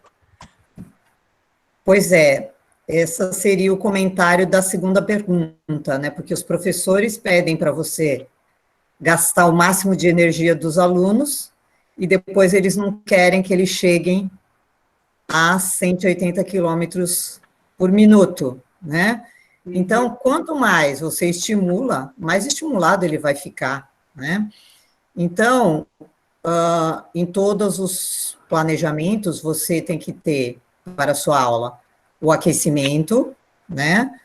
Toda aquela parte principal que você vai dar no seu conteúdo, e na parte final é a volta à calma. É muito importante que você coloque essa parte do relaxamento, da volta ao calmo, ou a diminuição, né, do estado estimulado do seu aluno. Então, obviamente, para uns vai funcionar bem, para outros que são mais hiperativos, não vai funcionar tanto, mas não vai voltar a sala toda hiperestimulada pela aula de educação física. E uma outra forma, que não precisa ser uma técnica de relaxamento, é fazer o fechamento da aula. Todo mundo sentar, fazer a roda, conversar sobre o que aconteceu, né? Fazer um planejamento para a próxima aula, né? Então, eu acho que isso entra tudo dentro do volta ao calma. Então, a estratégia quem escolhe é você, mas vamos diminuir a frequência cardíaca, diminuir a excitação dos alunos, e até comentar no final da aula, vocês estão mais calmos? Vocês estão relaxados a ponto de voltar para a sala, respeitar os colegas, respeitar o espaço, respeitar a professora? Porque isso faz parte das competências socioemocionais, né? E eu aproveito aqui, né, falando dessa questão das estratégias, que eu estava observando as perguntas e achei muito interessante, que são perguntas pessoais, mas são perguntas que você pode transferir para os seus alunos. Professora, como é que eu faço para diminuir minha ansiedade? Professora, como eu faço, né? Porque, na verdade, os seus alunos vão pedir isso de você. Às vezes, você acha que eles estão bagunçando na sua aula, que eles são mal educados, mas muitos não, eles não conseguem mesmo controlar a ansiedade, eles não conseguem se equilibrar na aula, achar o seu equilíbrio. Então, acho que essas perguntas aqui, vocês podiam todas relê-las, assistir a gravação, porque é um bom, vamos dizer, é um bom repertório que vocês vão ter para vocês poderem lidar com seus alunos, porque as perguntas serão as mesmas, né? Então, espero ter respondido à questão da volta à calma. Professora, o Rô? Vai lá, Sara. Professora Meiko, vou aproveitar que você está com a palavra, pode ser? Claro. Então, na verdade, vai fugir um pouquinho desse último assunto que você colocou, mas é que eu fiquei muito curiosa sobre a sua experiência no nado artístico. Nunca tive contato com alguém que tenha trabalhado com isso, aí eu queria saber um pouquinho como foi, como é, né, trabalhar com nado artístico. E o professor, teve um momento que você falou, contou um pouquinho da sua experiência, e a gente estava até conversando um pouquinho ontem, conversei um pouco com o Fernando, como a educação física mudou, né, nesses últimos anos. Até hoje a gente está falando esse tema, se a gente for pensar, há muitos anos atrás a gente não falaria, por exemplo, traria um tema desse para debater numa live, assim. Então eu queria saber de você, o que você acha dessa mudança da educação física e também contar um pouquinho sobre a sua experiência no nado artístico. Realmente, a gente tem visto muita mudança na educação física pelo fato de, como a gente disse, a educação física, ela tem uma origem militar. Ela era muito direcionada para o produto. Eu lembro que a gente tinha aula de ordem unida, né? A gente tinha aula de ordem unida, então fazer fila, coluna, marchar, né? E com vamos dizer, com a libertação, com a liberdade, as questões foram surgindo, porque antes só tinha uma visão sobre a educação física. Depois, com a liberdade de imprensa, com a liberdade de expressão, todo mundo podia falar sobre o que era educação física. Então, ela foi sendo construída, e hoje a gente enxerga a educação física voltada para o processo, né? Toda aprendizagem é um processo de aprendizagem. É óbvio que a gente vai colher um produto, mas o foco principal não é o produto, a performance, né? Obviamente no esporte vai ser, mas é como a Jane falou, lentamente a gente vai conquistando, né, esse desempenho. E aí, falando do nado artístico, na faculdade tinha uma equipe de balé aquático e eles precisavam de nadadoras que participassem dessa equipe. Estava começando não, porque o Pan-Americano de 1963 incluiu o nado, na época, sincronizado, porque o Brasil era o país sede, e só tinha os Estados Unidos e o Canadá competindo nado sincronizado, precisava que o país sede tivesse. Então, a minha professora, que era a Leni, juntou mais 8 coleguinhas, pegaram um livro de regras e começaram a treinar. E depois, quando ela esteve na faculdade, ela ensinou, a gente teve uma equipe de balé aquático na faculdade. E quando ela saiu, eu achei uma pena parar, porque é uma atividade tão gostosa, e hoje o nado artístico ele é usado muito na iniciação à natação. A gente chama de habilidades motoras aquáticas, porque ficar de cabeça para baixo toda criança gosta, flutuar é uma coisa que a maioria têm dificuldade de fazer, inclusive os homens, né, por causa do centro de gravidade. Então, o nado artístico, os exercícios do nado artístico, eles têm várias habilidades motoras aquáticas que controlam, de controle do corpo, controle no bom sentido, de estabilização, a gente fala, né? Então, eu achei uma pena parar e comecei a tentar ensinar para mais pessoas. E, com o tempo, eu fui trabalhando com nado artístico desde 1978, 79, por aí. E eu acho legal, porque na questão que a gente estava falando da velocidade de movimento, a velocidade de movimento ela é muito específica para o meio que você atua. Porque na natação, no meio aquático, existe uma velocidade ótima para você conseguir se estabilizar na água. Se for muito lento, você não vai conseguir. E se for muito rápido, você também vai se afogar por espalhar a água, né? Então, não só a velocidade é característica do meio, como característica da habilidade que você está treinando, que você está aprendendo, né?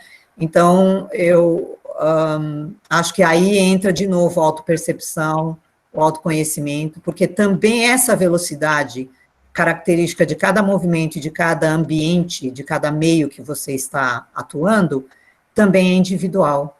Então, existe uma velocidade ótima para um corpo que tem uma composição corporal de gordura avantajada no quadril e tem uma velocidade ótima de movimento para flutuar num corpo onde o quadríceps seja muito hipertrofiado. Então, todas essas coisas, elas entram no conhecimento que o professor estimula no aluno, para que o aluno ache essa velocidade, por exemplo, né? Para que o aluno ache o melhor jeito de ele executar em cada meio um determinado movimento.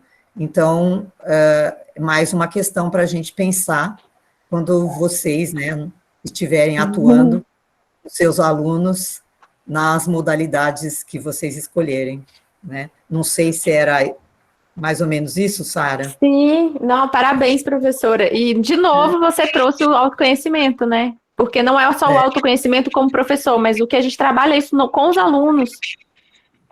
Posso fazer um comentário? E hoje, só deixar uma propaganda aqui, só para vocês saberem que o nado artístico é muito difícil de ser passado nas faculdades.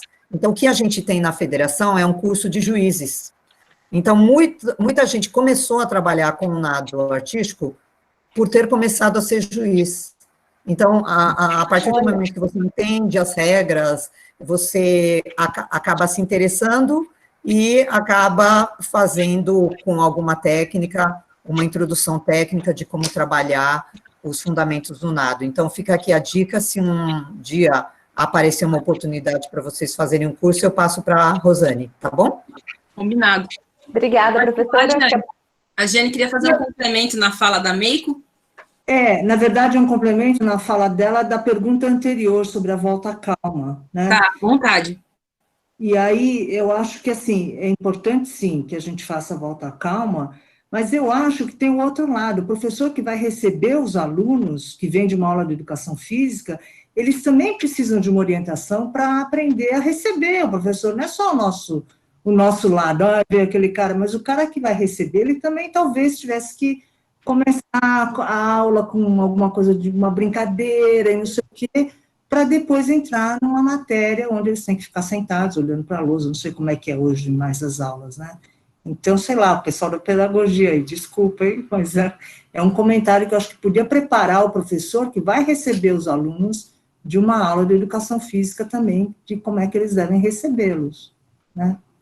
Eu falo, Jane, que a BNCC, Jane, por isso que eu falo que a BNCC veio para todos, não é porque foi em relação ao aluno. Veio para todos, né? Exatamente. A BNCC é para nós todos, né? Nós temos que um trabalho em conjunto, né?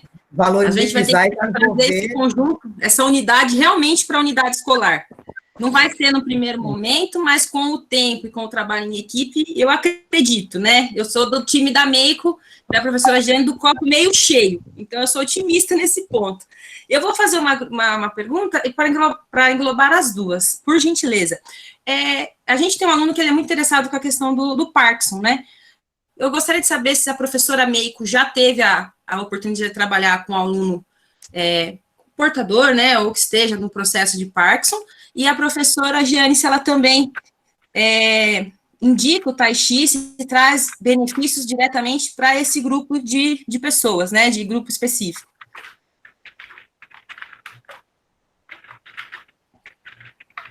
Eu acho que eu nunca tive uma experiência com Parkinson, nunca tive uma experiência. Mas eu acho que, enquanto profissional de educação física, a gente não vai estar preparado para receber, para entender, antes de você receber o aluno, de todas as deficiências. Então, sempre tem a avaliação diagnóstica, você tem que saber o que o médico que o trata escreve, né, na ficha diagnóstica do aluno, e o que ele recomenda, né? Quais as possibilidades de ele ter a crise na sua aula, o que pode desencadear a crise numa aula, né?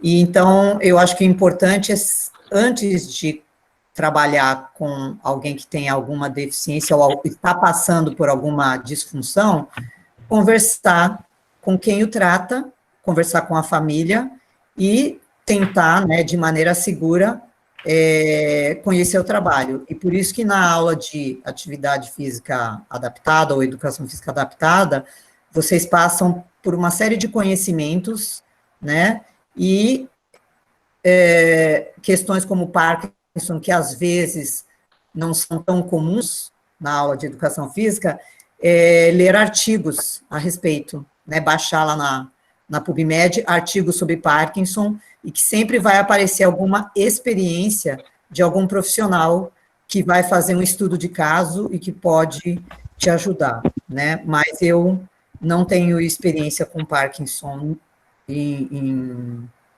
nenhum momento. Eu tive um aluno na faculdade que ele tinha convulsões, e ele não tinha falado para ninguém. E até que, uma época, ele faltou muito na faculdade, eu perguntei e ele me contou que ele teve uma convulsão e ele ficou não sei quantas horas desacordado, ele morava sozinho. Aí ele contou, aí eu falei para ele, bom, então na aula de natação, que a gente tinha 40 alunos, eu falei, você fica sempre perto de alguém de sua confiança e que fica, entre aspas, responsável pela sua segurança. Então, a primeira coisa que eu fiz antes, né, de ver como é que eu ia fazer com o aluno foi tratar da segurança dele no espaço. Então, eu acho que sempre isso vem em primeiro lugar, a segurança, né? Aí, mas sempre tem que estudar, cada caso é um caso, né? Rô, Oi. Só um minuto.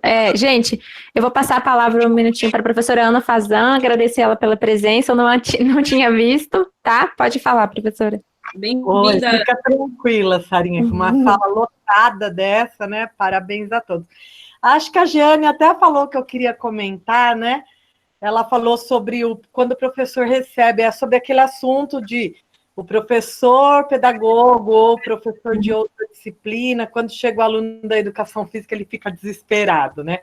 Eu sempre tive parceiros maravilhosos, né? Tanto de educação física quanto de arte, né? Porque a arte também gosta de mexer com o corpo também, né? Com coisas que às vezes o que eu coloco para os meus alunos pedagogos. A gente precisa tirar esse negócio que o ser humano é só a cabeça, né?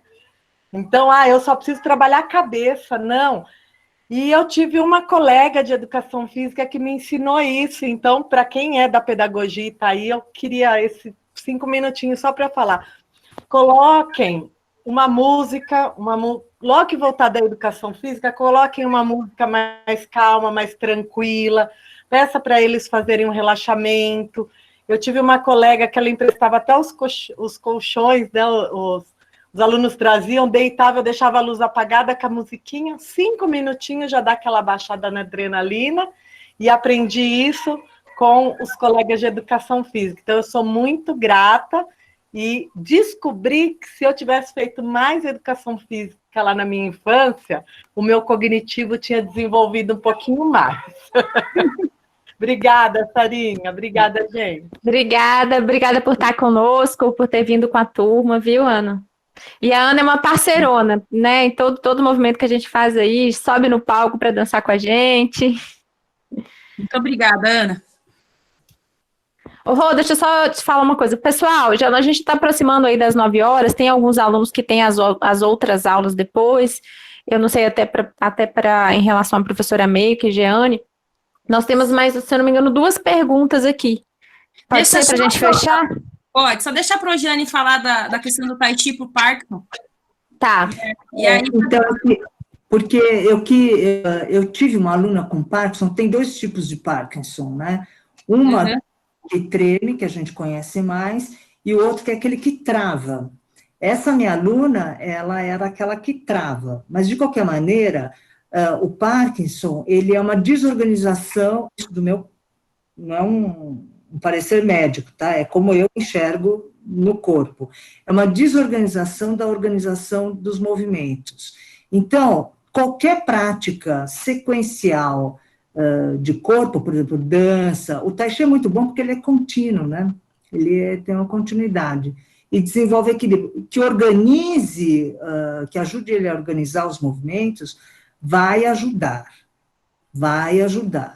mas não vai curar, né? Pode diminuir um pouquinho a evolução da doença.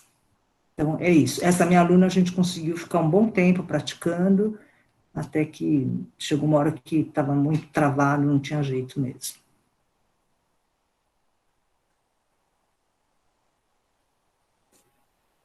Tem mais aí, Sara? Ó, vou te ajudar, tá? Tá. Aqui em cima, a Karina Duarte falou que é da psicologia, ela perguntou, trazer a meditação também pode ser uma forma de autoconhecimento e equilíbrio? Vou responder. Sim, a meditação eu acho que, na minha opinião, é a melhor forma de autoconhecimento que tem. Por quê? Porque você vai estar com você e você mesma, e você não pode comentar com ninguém o que você está vendo, o que está aparecendo. Todos os seus demônios começam a vir.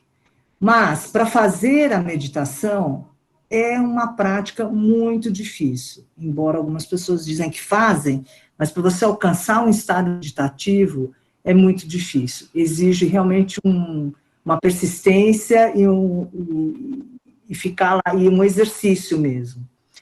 Mas eu acho que ainda é a melhor forma de você realmente atingir um autoconhecimento sincero e verdadeiro. E não se assustar com aquelas coisas que você vai ver, porque a gente vê todos os nossos demônios surgindo. Nossa. É bom treinar, é bom treinar. Sara, tem uma da Bruna Pimenta aqui da fisioterapia. Essa que você vai ler? Pode ler. Pode? Professora Meiko, sou aluna da fisioterapia. Gostaria de saber se existem técnicas de nado sincronizado para pessoas com portadoras de deficiência motora. Se na físio a gente pode usar como uma terapia. Na verdade, não propriamente o nado artístico, eu diria, mas o que a gente faz como terapia são todas as habilidades motoras aquáticas. Os movimentos de você sentir a pressão da água, né, tanto para frente, como para trás, como para baixo, para cima, essas sensações de pressão da água, todas elas ajudam. Eu tive aluna com distrofia muscular, trabalhei com ela até ela falecer, foram vários anos, ela foi perdendo os movimentos, e nós sempre trabalhamos a percepção do meio aquático, porque ela precisava da flutuação. ela precisava se agarrar na água. Então, essa percepção da pressão da água, essa percepção de que você pode se sustentar no meio líquido, foi importante desenvolver. Ela foi perdendo o movimento das pernas primeiro, dos membros inferiores, depois dos membros superiores. E o último movimento que ela fez comigo na natação foi como se fosse um nado borboleta, porque ela só tinha movimento no pescoço. E como ela perdeu toda a musculatura devido à distrofia, ela não afundava mais porque ela não tinha o peso muscular para afundar. Ela era, vamos dizer, né, era o peso da pele e do osso. Então, ela flutuava bem, nós colocávamos ela em decúbito ventral, para ela poder ver, né, ela gostava de ver por baixo d'água, e ela fazia movimentos de ondulação da cabeça. E isso ondulava todo o corpo dela, como se fosse um nado borboleta. Quando ela parava, eu colocava a mão embaixo do queixo e levantava para ela respirar, e essa era a natação. Então, foi uma boa terapia para ela, porque o diafragma começa a falhar também na distrofia, porque ele é um músculo, então ele começa a parar. Então, como exercício respiratório e como manutenção dos músculos remanescentes, né, então esse foi um bom exercício. Então, eu diria que os melhores exercícios seriam de percepção da pressão da água, né, e depois eu posso te listar alguns, tem naquele livro que você falou, Rosane, de introdução ao nado artístico, se você puder indicar para ela, né, mas não é propriamente do nado artístico, é porque o nado artístico se serve desses movimentos para aproveitar a pressão, né, e a propriocepção, né, saber o que o seu corpo está fazendo. Atualmente, eu tenho uma aluna amputada, ela não tem o braço esquerdo, ela teve um câncer, e a gente faz nado artístico. No começo, era muito difícil, porque como ela não tem o braço esquerdo, era muito difícil equilibrar o corpo. Mas, como a Jane já mencionou, né, com o tempo, né, com esse processo de percebendo lentamente como fazer o movimento, nós conseguimos equilibrar. Né, e hoje ela faz perfeitamente, ela vira de cabeça para baixo, faz espacate na água, de cabeça para baixo. Mas tudo isso também é um trabalho de percepção da pressão da água e também da propriocepção. Como é que as articulações do seu corpo, os seus músculos, sentem a água e como eles reagem à água, né? Então, eu acho que seria esse minha dica para a sua hidroterapia. Aí vamos lá, acho que para a última pergunta, né, Sara? Senão a gente está abusando das professoras. O Bruno Ferrandi pergunta, né? Se alguma ficar de fora, pessoal, a gente marca uma próxima, tá bom? É bom começar pela meditação guiada, professora Giane? A meditação, sim.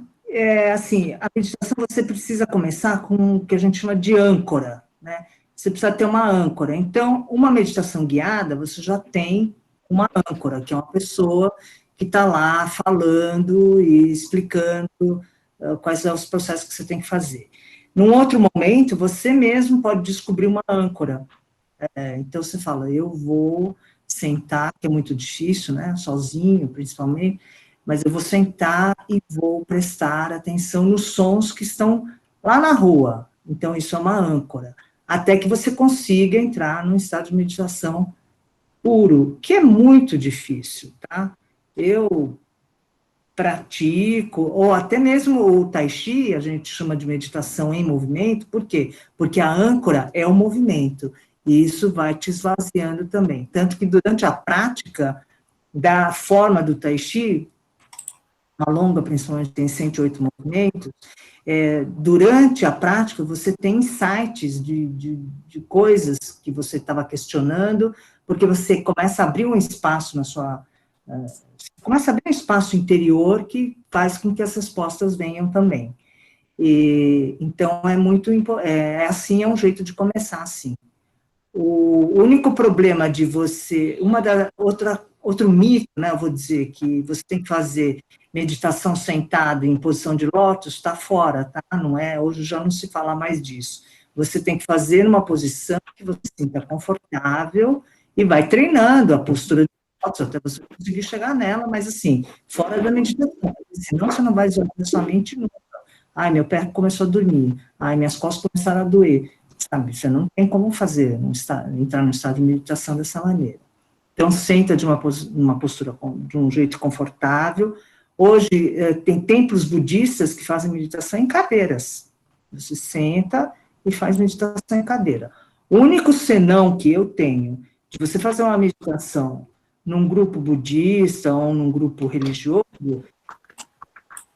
me perdoem aqueles que seguem essas linhas, mas, assim, é uma doutrinação que vem depois. Então, eu gosto mais da meditação pura, né, por você mesmo. Se tiver dúvida, pode me escrever, tá, Rosane? Sim, e aí também conta para eles o trabalho que a senhora faz no Facebook, as lives. Na pandemia, eu estou fazendo transmissões ao vivo pelo Facebook, nas quartas-feiras da manhã tem, às 9 horas, sábados e domingos às 10 horas, de uma das práticas que eu trabalho, que é o Lian Kun, o Qigong perfumado, o treinamento perfumado, o Qigong da Garça e o Tai Chi autocuidado, que é um Tai Chi mais simples. A transmissão é pública para cada um, basta entrar na minha página no horário, todas as publicações estão lá, as divulgações, e os vídeos também ficam gravados, então se você quiser fazer uma aula anterior sobre uma dessas práticas, também é só você acessar lá. Então, ao vivo, todas as quartas, às 9, sábados e domingos, às 10. No Facebook, Autocuidado Jeane, né? Depois a Rosane e a Sara colocam aí. E será um prazer recebê-los, e se tiverem perguntas ou dúvidas, ou quiserem saber como é que faz frango xadrez, eu também posso ensinar. Não... Que linda! Tá bom? Rosane, depois você põe aí meus contatos, né? Lá no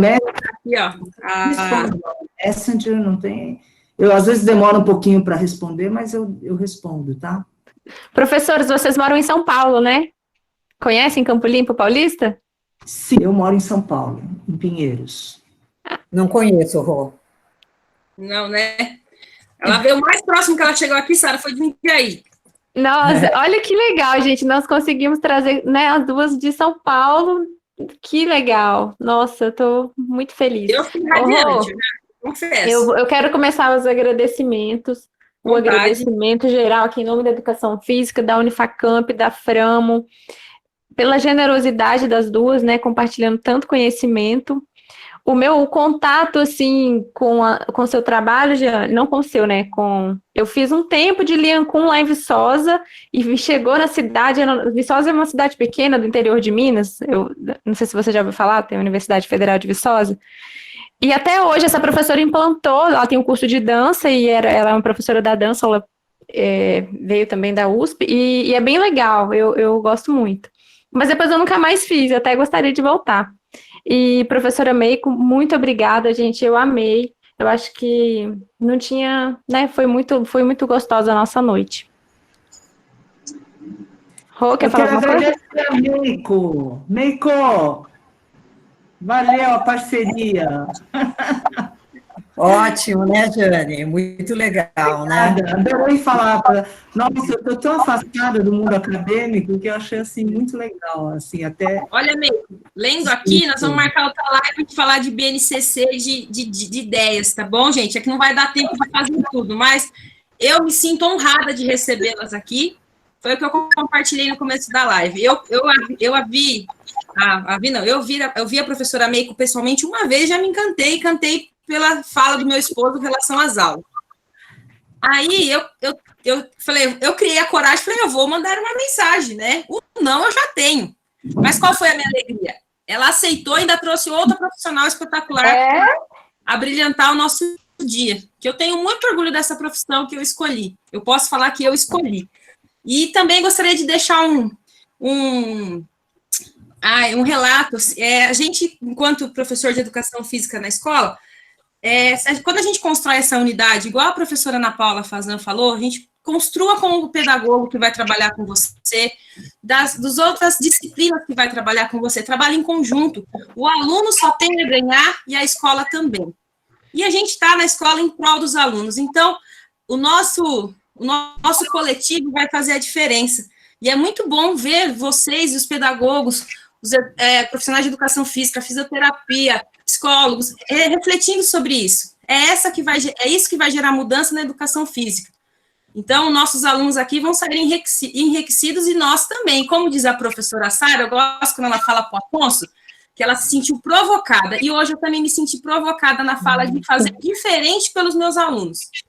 Eu já estou me reinventando porque estou ministrando aulas online, coisa que para pequenininho é complicado. Mas e sair dessa zona de conforto me fez bem, viu que podemos ir além. Então, pode confiar que a gente vai mais além ainda, pessoal, todos, tá? Cada um no seu segmento, cada um na sua vertente.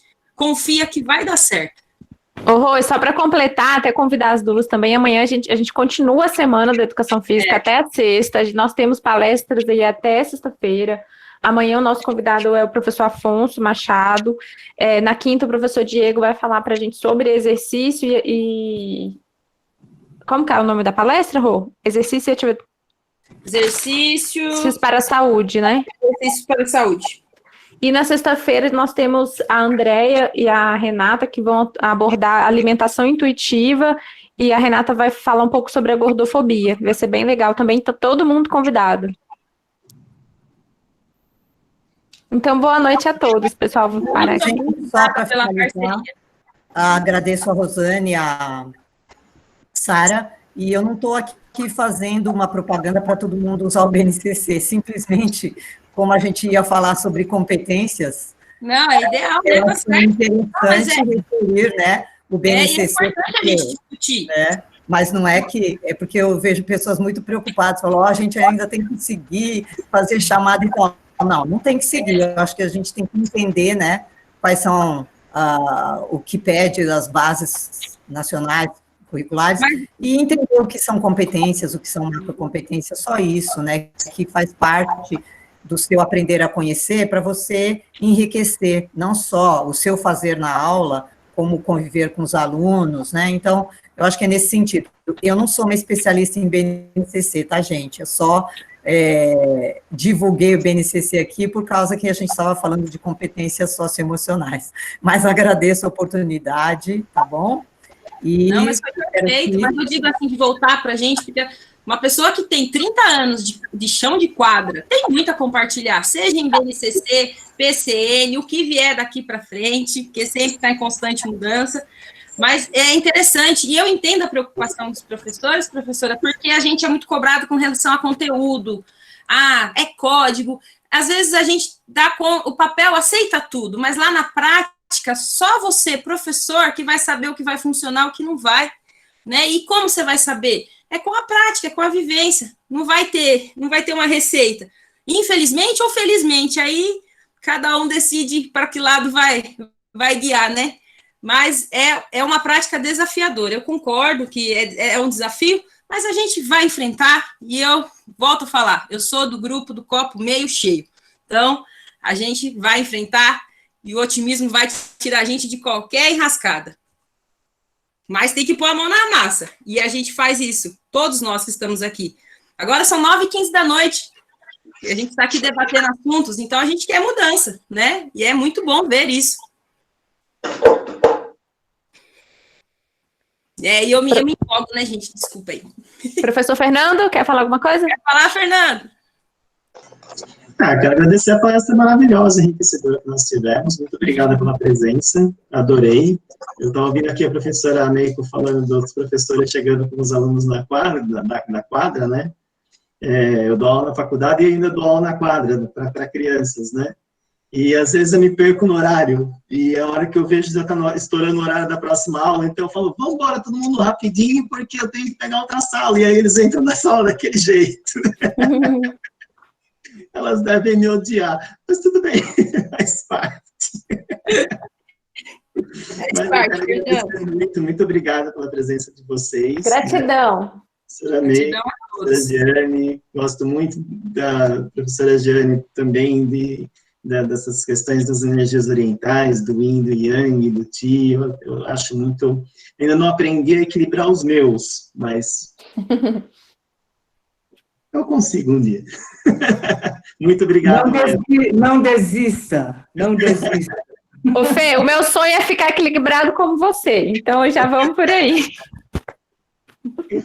Às vezes eu dou os meus estouros, por isso que eu sempre apareço. Acho que eu faço o que a professora Jane falou, só que eu dou aquela estourada, aí eu apareço dos meus amigos. Muito legal. Muito obrigado. Gente, boa noite, então, a todos. Até amanhã, se Deus quiser. Obrigada, gratidão, professora Meiko, professora Jane, a todos que estiveram conosco e permaneceram até o final. Gratidão. Obrigado, prazer.